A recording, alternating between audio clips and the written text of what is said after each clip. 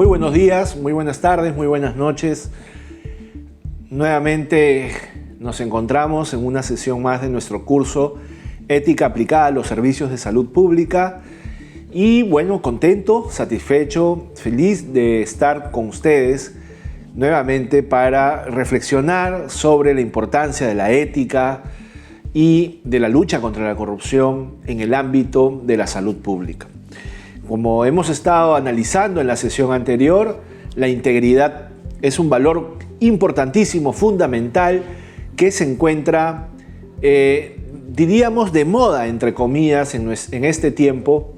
Y precisamente se encuentra de moda porque todos los diagnósticos realizados sobre corrupción o sobre ineficiencia en el Estado han alertado que uno de los principales problemas o una de las principales causas de la corrupción y al mismo tiempo de la ineficiencia institucional está relacionada con la falta de cumplimiento.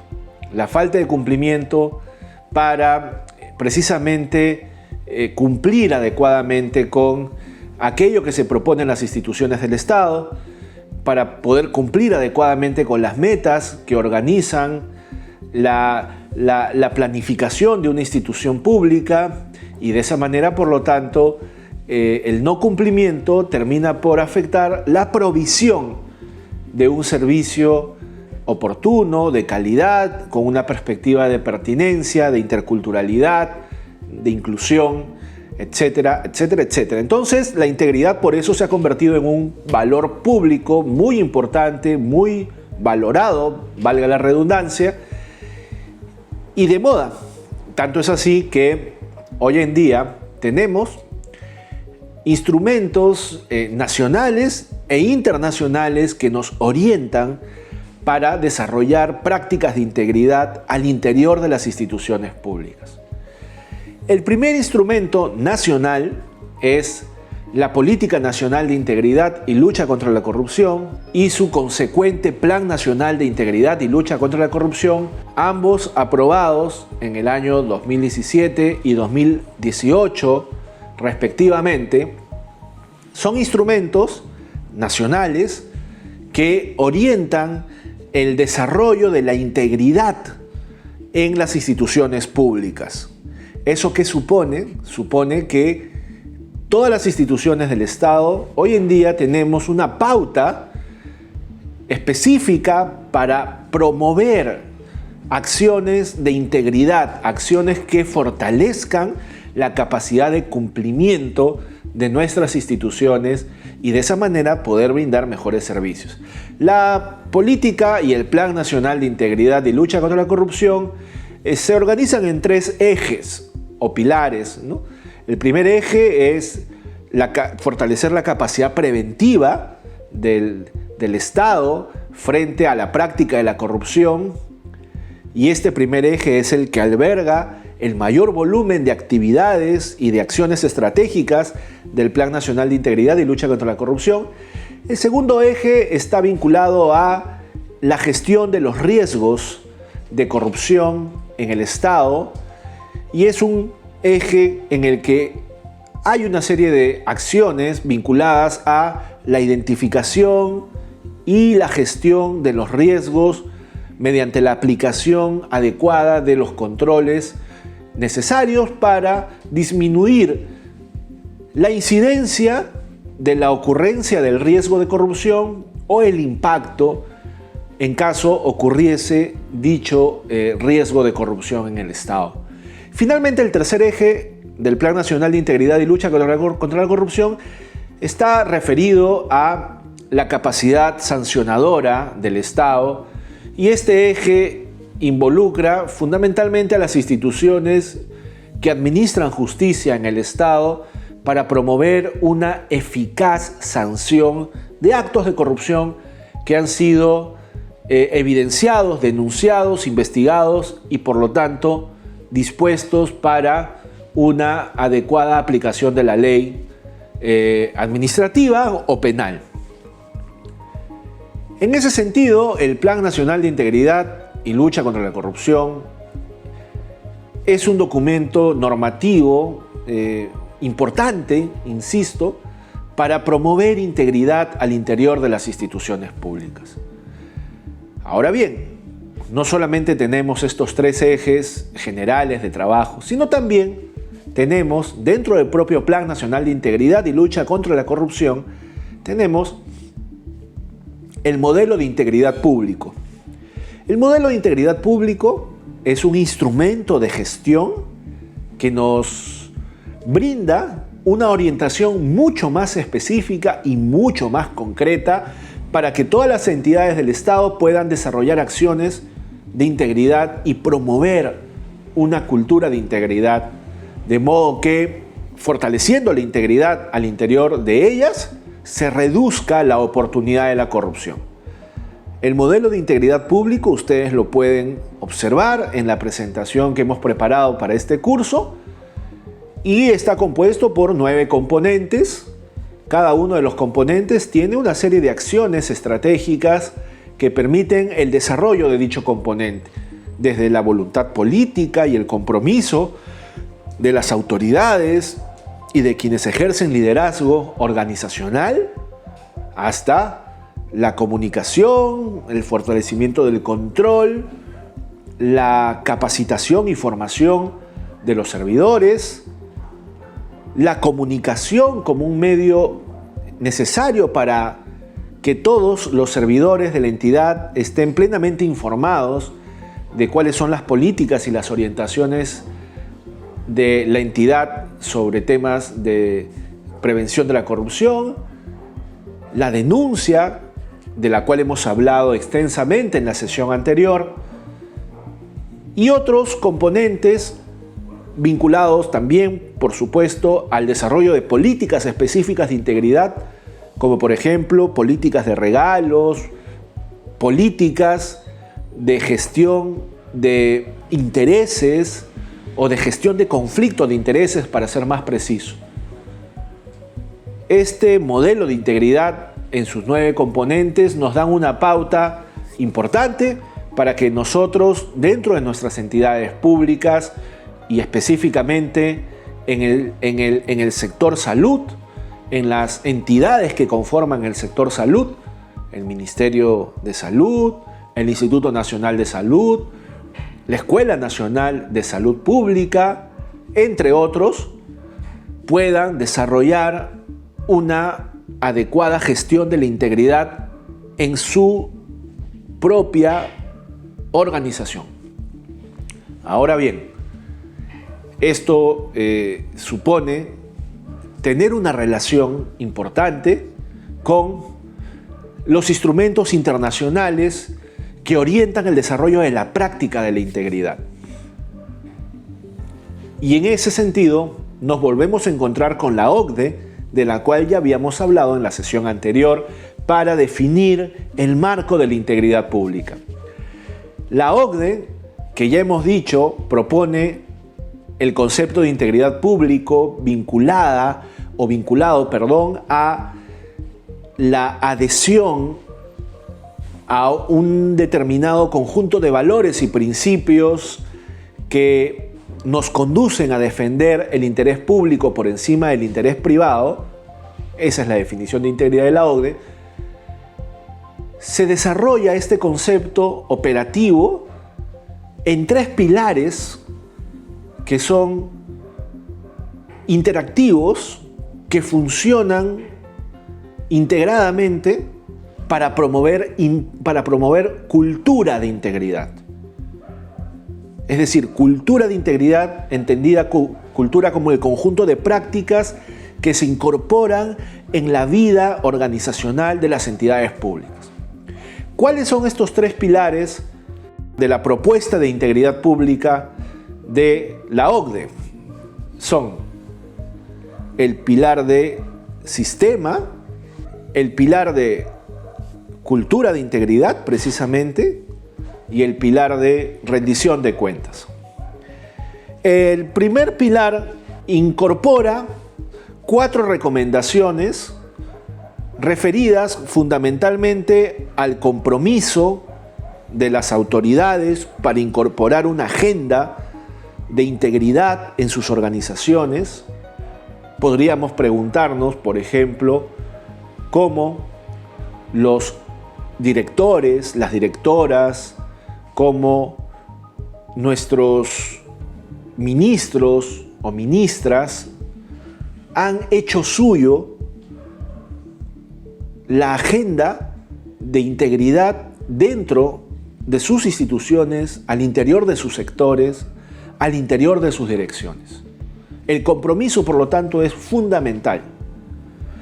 Nosotros, ustedes que van a ser tutores y tutoras, tienen un papel importante precisamente en generar compromisos a favor de la integridad, promoviendo este enfoque para que el servicio de salud sea, como ya hemos desarrollado a lo largo de todo el curso, mucho más efectivo, mucho más eficiente y sobre todo que garantice los derechos de los ciudadanos y ciudadanas. La otra recomendación para fortalecer el sistema de integridad está relacionada a las responsabilidades, y ello supone que se establezcan responsabilidades claras para todos los servidores en cuanto a su participación en la promoción de la integridad al interior de la institución. ¿Qué le toca a los servidores, a las servidoras? ¿Qué le toca a las coordinaciones, a las jefaturas, a las direcciones? Que cada parte del cuerpo institucional tenga claro cuál es su responsabilidad para promover la integridad dentro de la institución. En ese sentido, los tutores y tutoras también tienen un papel importante porque son ellos, son ustedes en realidad, quienes van a precisamente buscar con su acción generar mayores responsabilidades a favor de un correcto servicio de salud pública. Otra recomendación es la estrategia, tener una estrategia clara, una política, un modelo de integridad del cual hemos hablado hace unos minutos, una estrategia con acciones claras que permitan promover la integridad y poderle hacer seguimiento a la integridad. ¿Qué es lo que queremos lograr para fortalecer la integridad en el sector salud? ¿Cuáles son los ámbitos críticos en el sector salud respecto de la integridad o la falta de integridad o la falta de ética en la función pública o de actos de corrupción? Tenemos que analizar eso para generar una estrategia eficaz. Y finalmente normas.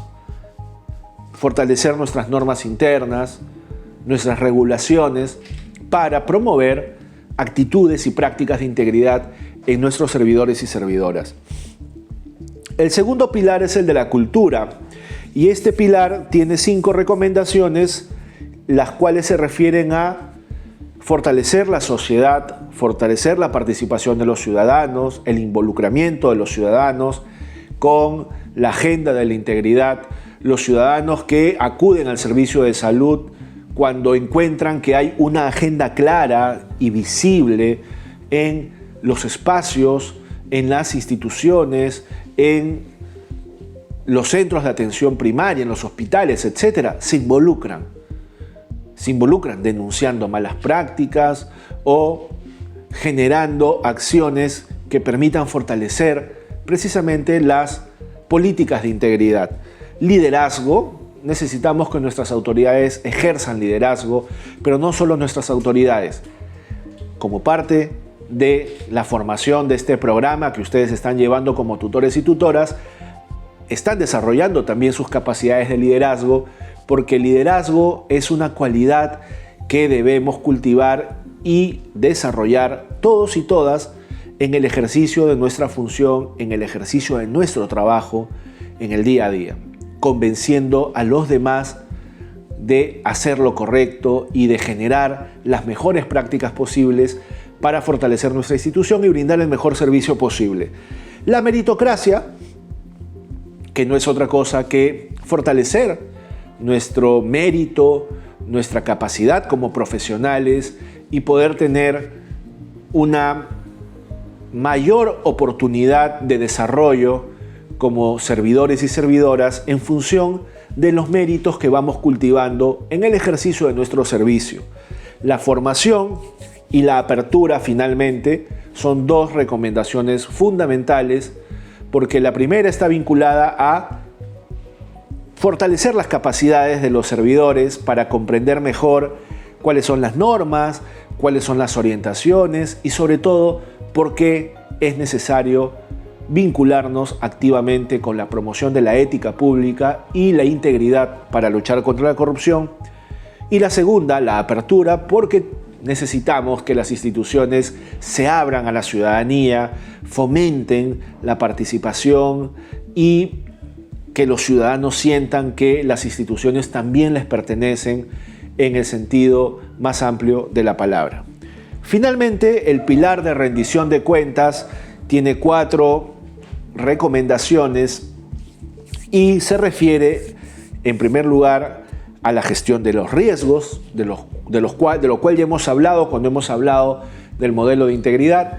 La gestión de los riesgos es fundamental porque cuando nosotros gestionamos riesgos, lo que hacemos es identificar posibles situaciones que afecten el ejercicio de la ética o de la integridad al interior de nuestras instituciones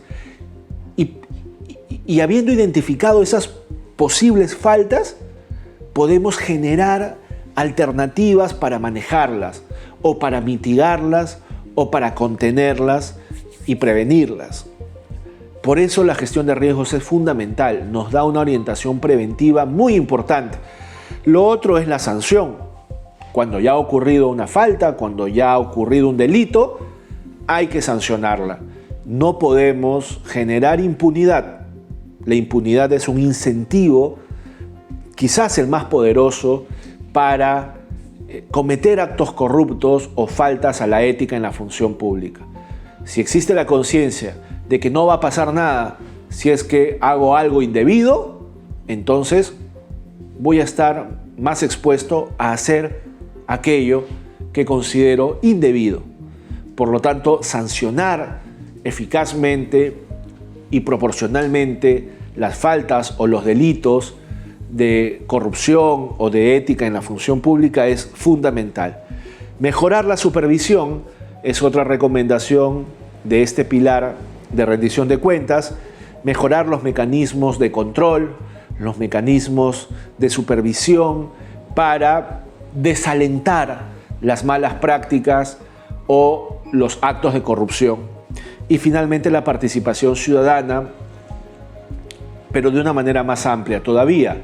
La participación en el sentido de que los ciudadanos y ciudadanas, pero también los servidores públicos puedan denunciar los actos de corrupción con confianza, con un sentido de protección, como ya hemos hablado en sesiones anteriores. Estas son las recomendaciones de la OCDE y son valiosas desde mi punto de vista porque permiten promover la cultura de integridad pública. ¿Qué necesitamos nosotros en el sector salud? Necesitamos, en primer lugar, que los servidores del sector salud se sientan identificados con la misión fundamental de la salud, que es curar a los pacientes y curar a los pacientes brindándoles la mejor atención posible. La mejor atención posible involucra empatía, involucra calidez, involucra responsabilidad con el paciente. Eso en primer término. Necesitamos que los servidores y servidoras de la salud pública estén plenamente identificados con su misión como médicos, como enfermeros, enfermeras y como personal administrativo de los hospitales y de los centros de atención primaria que existen en nuestro país. Lo segundo que necesitamos es una política que dé todos los respaldos necesarios a los servidores para que hagan bien su trabajo y para que cumplan adecuadamente con su función. Sin infraestructura, sin materiales, sin las condiciones mínimas, siempre los servidores van a estar más expuestos a equivocarse, a cometer fallos o a no brindar el servicio que el ciudadano y ciudadana esperan. Todo eso forma parte de una política de integridad. Y finalmente, el liderazgo. Necesitamos que los funcionarios y funcionarias del sector salud al más alto nivel se comprometan explícitamente con una agenda de integridad y verdaderamente persigan su cumplimiento. Este contexto de pandemia nos ha demostrado todas nuestras debilidades como país, pero especialmente nos ha demostrado todas nuestras debilidades en el sistema de salud pública. Y esas debilidades son las que tenemos que asumir y enfrentarnos a ella con la mayor responsabilidad y con la mayor sensación de que podemos asumir esas debilidades como retos. Pero también la pandemia nos ha mostrado que somos capaces de muchas cosas cuando verdaderamente queremos y cuando verdaderamente estamos involucrados. Hemos sido capaces de aumentar muchísimo nuestra capacidad de respuesta en muy poco tiempo. Hemos sido capaces de demostrar que somos solidarios y solidarias y que podemos estar permanentemente al servicio de quienes más lo necesitan cuando se nos requiere. No es casual que los ciudadanos y ciudadanas hayan reconocido y sigan reconociendo con aplausos al personal médico del sistema de salud pública cada vez que los ven pasar por la calle, porque reconocen el esfuerzo, reconocen la solidaridad, reconocen el compromiso. Somos capaces también de eso. Entonces, en una perspectiva de integridad, nosotros necesitamos potenciar esas cualidades y hacerlas sostenibles como parte de nuestra cultura a la hora de brindar un servicio de salud y que no sea solamente una respuesta ante una emergencia. Cuando tenemos esa perspectiva, tenemos la perspectiva de el servicio con calidad, con eficiencia, pero especialmente con voluntad de ponernos del lado de quienes más lo necesitan. Muchísimas gracias.